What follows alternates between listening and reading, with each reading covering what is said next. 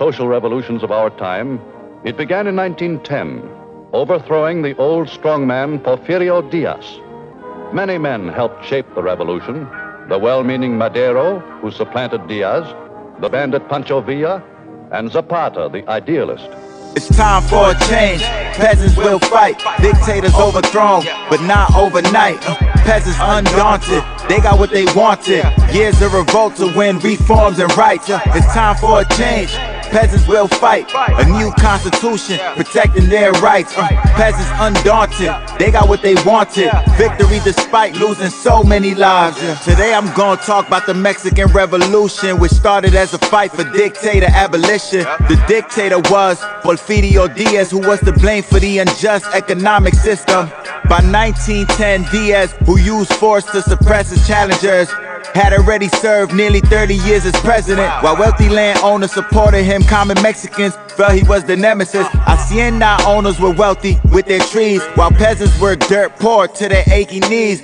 Forced to farm once communal land for cash crops, the middle class was frustrated too, like man stop. But right before the 1910 election, a wealthy landowner, Francisco Madero, stepped in, and then Diaz's haters began to rise, cause Madero was a perfect challenger in their eyes.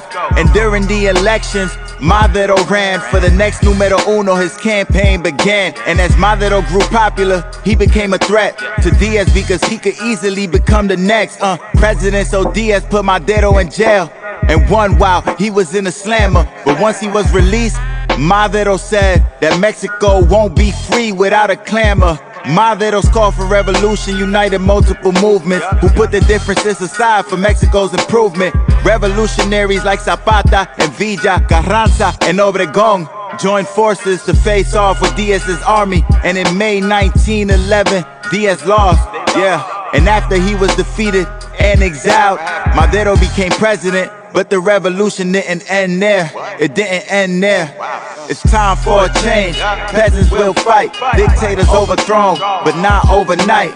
Peasants undaunted. They got what they wanted. Years of revolt to win reforms and rights. It's time for a change.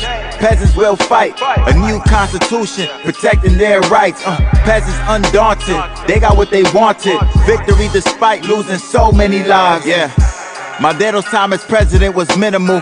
Revolutionaries thought he was too conservative, and wealthier constituents too liberal. And his general, Victoriano Huerta, conspired against him with help from the US. In 1913, Madero was overthrown and Huerta took control next.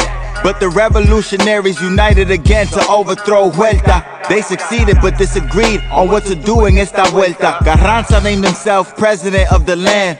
Villa and Zapata had other plans. Rebellion again began a fan.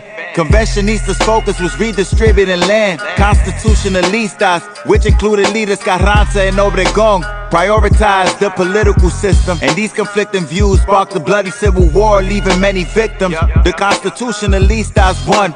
Carranza became president and passed the Mexican Constitution of 1917, which called for political changes and economic reform. But he failed to live up to the ideals he laid out. So guess how that played out? With more disputes and fighting. By 1920, Carranza's forces had killed Zapata, and Obregón's forces had killed Carranza. And Obregón had become the new president of Mexico. But for many years, many Mexicans were vexed, because it wasn't until 1934 that the reforms laid out in the Constitution finally took effect. Time for a change.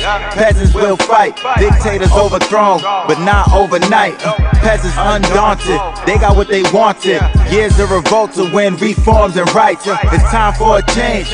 Peasants will fight. A new constitution protecting their rights. Peasants undaunted. They got what they wanted. Victory despite losing so many lives.